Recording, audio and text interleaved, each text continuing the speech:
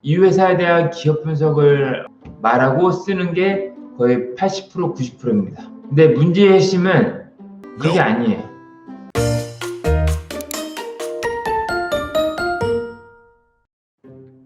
자, 출사인 들어갑니다. 왜 우리 회사에 지원했나요? 이거는 자기소개서나 면접에서 모두 해당되는 자주 나오는 항목들입니다. 그래서 왜 우리 회사에 지원했나요는 직무가 아니라 우리 회사를 위해서 얼마나 알고 있는지, 아니면은 우리 회사를 위해서 얼마나 입사하려는 노력을 많이 발휘해 왔는지, 이 두 가지 관점에서 둘 중에 하나여도 되고, 아니면은 둘 다 포함되면은 더 좋고, 그렇거든요. 그래서 여러분들께서는 이제 우리 회사를 왜 지원했나요 했을 때 우리 일반 구직자들 패턴 뭐냐? 보통 다 이렇게 적습니다. 네이버 뉴스랑 기업 홈페이지 따갖고 와가지고 잘난 척하기 바빠요. 그냥 회사 나 이만큼 알고 지원했어요. 그래서 500글자 분량이라고 하면은, 그리고 면접할 때 1분 분량이라 하면은 이 회사에 대한 기업 분석을 말하고 쓰는 게 거의 80% 90%입니다. 근데 문제의 핵심은 이게 아니에요. 이 회사에 대해서 얼마나 알고 있는가, 그리고 이 회사를 위해서 입사하고 싶은 노력이 얼마나 되는가, 이 두 가지 컨셉을 묶어서 설명할 수 있습니다. 좋아요 눌러주세요. 제 사례를 말씀드릴게요. 제 취준생일 때 기업들 중에서 아이크래프트라는 회사가 있습니다. 숨겨진 알짜 강소기업인데, 이 강소기업 지원할 때 저는 기술영업직군으로 지원해서 최종 면접까지 갔습니다. 원래 이 회사는 IT, 네트워크 그런 쪽들이기 때문에 저처럼 이과가 아닌 친구들은 기술영업으로 지원했을 때 떨어집니다. 저는 왜 최종까지 갔느냐? 제가 사연을 알려드릴게요. 그 회사 그때 당시 때 자기소개서 항목과 면접에서 이런 질문을 했습니다. 우리 회사 뭐 아는 대로 말해보세요. 이렇게 질문이 들어왔고, 다대다 면접자 4명, 면접관 5명이었습니다. 그렇게 해서 면접을 봤었는데, 첫 번째 지원자, 회사 설립일, 주요 사업, 대표이사 이름 이런 것들을 쭉 얘기했어요. 두 번째 지원자, 그 이외에 첫 번째 답변한 사람들이 다 말하지 못한 주워먹기식의 나머지 기타 기업의 정보들 언급했습니다. 이렇게 되면은 3번이랑 4번이랑 말할 게 없어져요. 그런데 제가 3번이었는데 어떻게 제가 말을 했었냐면은, 이 회사는 현재 KT에서 매출의 60%를 창출하고 있는 안정적인 회사입니다.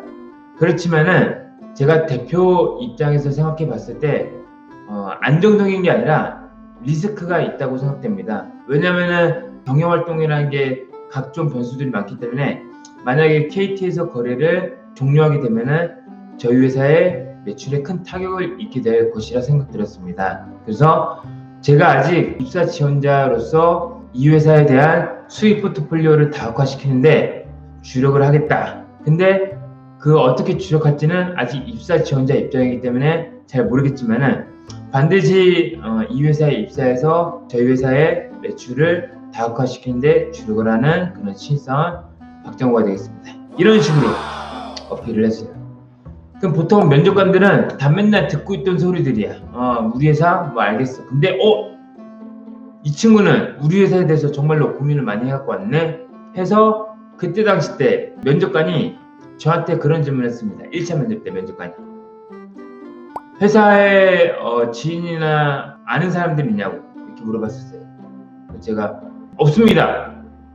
그래서 어떻게 그런 쪽에 생각을 하셨죠? 이렇게 물어보길래 제가 사실 기업 자료를 이제 분석을 하다 보니까는 그냥 단순하게 정보를 말씀드리기보다는 이 기업에 대해서 제가 기여할 수 있는 바를 말하는 게 맞겠다 생각이 들어서 저 혼자 스스로 생각해냈습니다. 이렇게 답변을 했습니다. 그렇게 하고 나서 순간 한 5초 정도의 면접관들의 침묵. 뚝뚝뚝뚝뚝. 그리고 나서 다른 질문으로 넘어갔었죠. 제가 1차 면접 보고 나서 나머지 사람들이랑 이제 면접자들이랑 이야기를 하잖아요. 다 이공계였습니다. 이공계. 근데 저 혼자 딸랑 경영학과, 그것도 전통 경영학과 아니고 환경생명공학과, 식품영양학과 했다가 4학년 때 경영학과. 이 친구가 갑자기 기술영업 직군에 1차 면접도 보고 최종 면접까지 갔었고. 기술 영업이랑 일반 영업이랑은 어떤 차이인가요?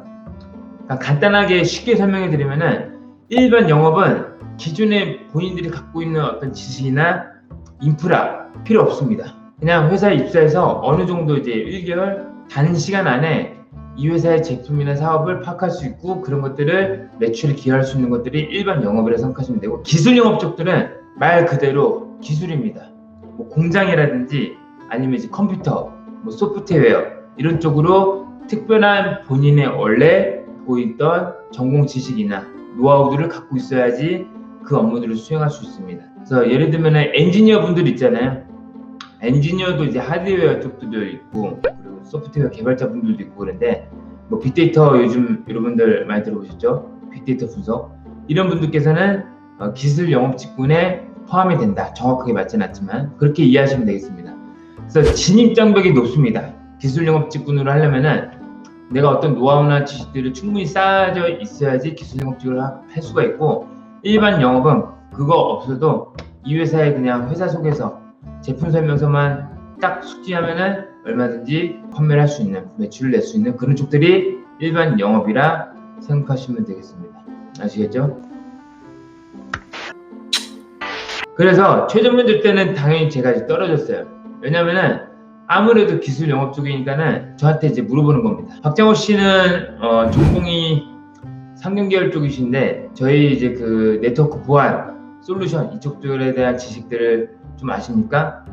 했을 때 저는 당연히 이제 모르잖아요. 모를 거라는 걸 생각하고 답변을 준비해 왔었습니다. 제가 사실은 그쪽에 대한 준비가 안 돼 있습니다 하면서 뭐 C언어 뭐 이런 것도 열심히 하겠습니다 라고 얘기를 하긴 했지만은 아까 말씀드린 대로 당연히 전공 지식이 있어야 되기 때문에 다른 면접자들에 비해서 최종 면접일 때는 3대 4인가? 3대 3으로 봤었거든요.